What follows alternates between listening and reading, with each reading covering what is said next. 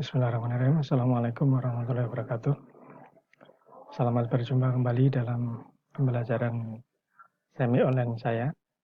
Jadi saya akan memberikan pembelajaran lanjutan setelah kita semuanya melakukan UTS kemarin ya.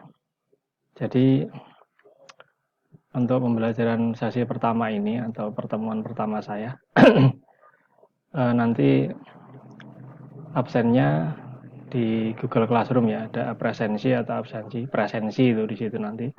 Anda presensi dulu, kemudian Anda masuk ke materi. Jadi nanti di materi itu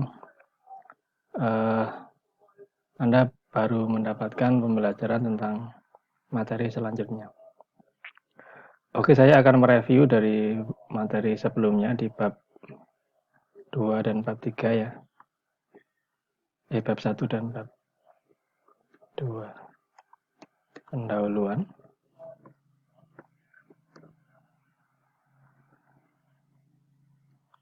Bab 2-nya kajian teori atau tinjauan pustaka. Oke, kita akan masuk di bab 3 yaitu metodologi penelitian. Jadi di bab ini metodologi penelitian. Oke ya, jadi di bab kita saat ini kita akan berbicara atau membahas tentang hal-hal yang berkaitan dengan penelitian yang atau judul permasalahan yang sudah Anda pilih kemarin ya. Dari tugas Anda membuat pendahuluannya, ada permasalahan, tujuan, kemudian manfaat, kajian teori, ada penelitian terdahulu ya, review penelitian terdahulu, kemudian teori, kemudian ada kerangka berpikir dan hipotesis. Itu semuanya sudah di dalam bab kemarin dan sudah di dalam tugasnya ya. Anda sudah membuat semuanya. Ada beberapa yang memang belum, ada yang belum saya koreksi, atau ada yang memang belum mengumpulkan karena terkendala teknis di judul. Oke, saya harapkan yang masih terkendala teknis di judul segera melengkapi dan memberikan bab 1 dan bab 2-nya segera diselesaikan. Oke, kita masuk ke metodologi ya. Metodologi dan teknik penelitian. Jadi yang pertama ini babnya mengenai desain penelitian. Jadi desain penelitian adalah pedoman atau prosedur serta teknik dalam perencanaan penelitian yang berguna sebagai panduan untuk membangun strategi yang menghasilkan model atau blueprint penelitian. Jadi desain ini adalah pedoman dan prosedurnya, SOP-nya. Ya. Jadi kita nanti mau penelitian apa? Ya. Yang pertama penelitian survei. Ya. Tipe-tipenya survei. Yaitu penelitian dilakukan untuk mengumpulkan informasi yang dilakukan dengan cara menyusun daftar pertanyaan yang diajukan kepada responden. Kebanyakan kita pakai penelitian survei. Meskipun untuk saat ini pandemi corona kita nanti mungkin tidak menggunakan ini. Kita surveinya mungkin melalui media sosial, tapi tetap survei. Wawancara, kuesionernya menggunakan survei. Kuesioner ya kalimatnya, kuesioner. Nah ini merupakan daftar pertanyaan yang berkaitan dengan variabel kita ya kemarin X dan Y-nya itu. Seperti itu, jadi nanti kita buat kuesionernya yang berkaitan dengan judul atau pembahasan di judul yang kita ambil. Kemudian yang pertama itu, yang kedua penelitian eksperimen. Nah ini kalau eksperimen ini biasanya sebab akibat ya. Jadi metode eksperimen adalah metode yang punya tujuan untuk menjelaskan hubungan sebab akibat atau kausalitas antara satu variabel dengan lainnya. Jadi ada sebab akibatnya. Di sini ada contohnya ya. Jadi penelitian eksperimen dilakukan dengan menempuh langkah-langkah seperti ini. Jadi langkahnya seperti itu, nanti file ini akan saya kirimkan bersama materi ya. Jadi sebab akibat itu biasanya kalau eksperimen ya, kalau kita sering lihat eksperimen di film-film ya, eksperimen gitu, biasanya sebuah penelitian baru ya. Jadi yang sudah ada kemudian dieksperimen, dilakukan lagi penelitian sehingga mendapatkan sesuatu yang lebih baik. Tapi ada sebabnya, ada sebab akibatnya. Namanya penjualannya yang penjualan sebelumnya satu bulannya 10 buah sampai 20 buah, tapi kemudian dilakukan eksperimen ternyata bisa mencapai 30 buah. Nah, eksperimen yang dilakukan adalah apa? Mungkin melalui media sosial, IG atau yang lainnya. Itu adalah konsep tentang eksperimen. Jadi ada beberapa teknik. Jadi ada studinya. Kemudian ada penelitian ex post facto gitu ya. Jadi penelitian dilakukan untuk mengungkap peristiwa yang sudah terjadi. Jadi, misalnya penelitian tentang penyebab terjadinya kenaikan nilai tukar rupiah ke dolar. Misalnya, yang sudah terjadi diteliti kembali. Kemudian penelitian deskriptif ini biasanya sering dilakukan oleh teman-teman. Adalah penelitian yang dilakukan untuk mengetahui nilai masing-masing variabel, baik variabel satu variabel atau lebih sifatnya independen tanpa membuat hubungan maupun perbandingan dengan variabel lainnya. Jadi di deskripsi ini banyak sekali ya. Seperti contohnya analisis gambaran tingkat ekonomi di penduduk wilayah Gunung Kidul, Yogyakarta. Jadi seperti itu. Jadi ingin apa istilahnya itu mengetahui nilai masing-masing variabel ya.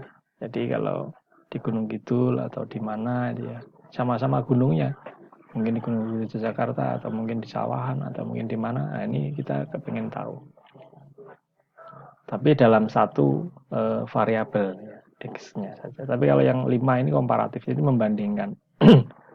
Jadi maunya tadi ya di Gunung Kidul sama di Nganjuk itu sama-sama di gunungnya itu pendapatannya bagaimana, perekonomian, tingkat perekonomian penduduknya itu dibandingkan komparatif.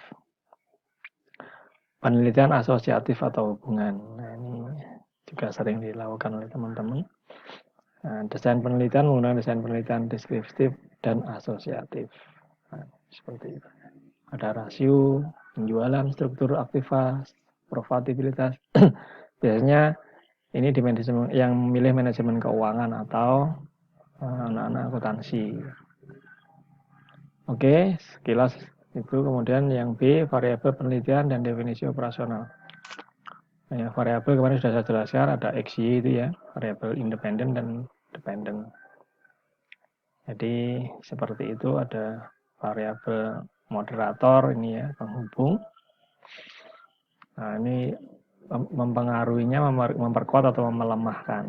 Jadi hubungan antara ibu dan ayah ini kalau ada anak itu mempererat atau melemahkan malahan, kebanyakan memperkuat. Jadi anak ini sebagai variabel moderator, ini contohnya saja. Jadi kalau ada juga variabel namanya ini ya, ada variabel yang melemahkan itu ada pihak ketiga namanya will atau pill itu ya biasanya. Nah ini pasti biasanya melemahkan hubungan antara ibu dan ayah atau suami istri. Oke, kemudian ada variabel intervening ya. Merupakan variabel antara atau mediasi yang digunakan untuk memediasi hubungan antara variabel independen dan dependen. Nah ini mediasi saja sebagai apa ya? Ya mediasi sebagai antara penghubung. Ya. Ada dan tidak adanya itu kadang-kadang dibutuhkan ya bahasanya sunnah gitu ya. Seperti umumnya organisasi mahasiswa BEM itu ya. Kalaupun ada BEM itu dan tidak ada BEM itu apa ya istilahnya sesuatu yang memang di sini umumnya ada perguruan tinggi, ini di sini ada mahasiswa, nah di sini ada BEM. Nah, BEM ini adalah sebuah organisasi yang menghubungkan dari kepentingan mahasiswa dan kepentingan perguruan tinggi. Jadi ada apa istilahnya antara perantaranya. Kalau di sini ada namanya pekerja, di sini ada pengusaha, di sini ada organisasi pengusaha atau organisasi pekerja ya, yang menghubungkan atau istilahnya menjadi penengah. kalau terjadi konflik. Ini ada variabel kontrol. Nah, ini ya. Nah, ini nanti bisa dibaca, ada variabel operasional, definisi operasional. Nah, ini nanti ada di dalam bab 3 tadi di metodologi penelitian ya. Definisi operasionalnya di sini nanti adalah variabel penelitian dimaksud untuk memahami arti setiap variabel penelitian sebelum melakukan analisis. Jadi variabelnya dipahamkan atau diberi sebuah penjelasan ya sebelum diteliti. Kemudian masuk ke populasi sampel dan teknik sampling ya. Ada populasi adalah keseluruhan jumlah yang terdiri dari objek atau subjek yang mempunyai karakteristik atau kualitas tertentu yang ditetapkan oleh peneliti untuk diteliti dan kemudian ditarik kesimpulannya. Jadi responden yang diambil keseluruhan itu populasinya. Populasi itu lebih baiknya dilakukan di atas 100 orang atau 100 produk atau 100 apalah. Nah, jadi yang digunakan sebagai populasi itu lebih baiknya 100. Lebih dari 100. Kalau kurang dari 100 itu termasuk sampel. Nah, sampel ini adalah bagian. Jadi yang diambil contohnya ya, contoh bagiannya maunya kalau kita akan meneliti pedagang di pasar gitu ya, maka tidak semua pedagang di pasar kita teliti atau kita tanyain, tapi kita menyampel ya, disampel. Pedagang lombok berapa, pedagang sayuran 1 orang, pedagang daging 1 orang, pedagang buah 1 orang. Ya, itu semuanya nanti akan mewakili dari populasi yang sudah ada. Nah, sampel ini biasanya ada rumusnya. Rumus Lovin misalnya ya. N sama dengan, nah ini yang nanti istilahnya dilakukan atau yang diberi kuesioner. Sampelnya segitu ya. Nanti ada E itu tingkat tingkat error. Biasanya 5% atau 10%. Nah, seperti itu. Jadi kalau 100 orang, nah nanti yang dijadikan sampel adalah 80 orang. Nah, tekniknya sampling nih ya, probability sampling. Ada non probability. Nah, ini ada tekniknya ya. Probability adalah teknik pengambilan sampel yang memberikan peluang yang sama bagi setiap unsur anggota populasi untuk menjadi anggota sampel. Jadi probability-nya sama. Kesempatannya sama. Ya. Ada yang random sampling berarti acak ya. Ada proportionate stratified random sampling, jadi menggunakan populasi mempunyai suatu unsur yang tidak homogen.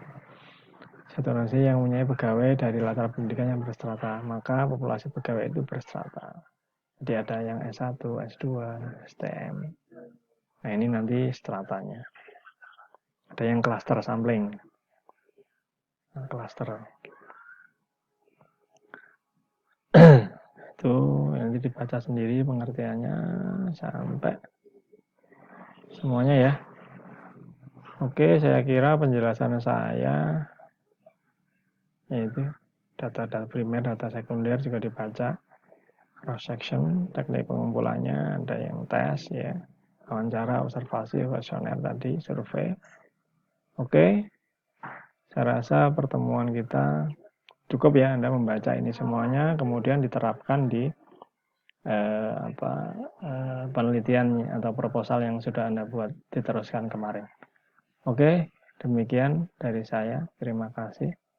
Untuk nanti berikutnya ya, presensinya akan saya jadwal. Jadi presensinya itu kalau saya memulai jam 8 atau jam 4 sore sampai jam 8 malam, maka lebih dari jam 8 malam itu Anda nggak bisa presensi.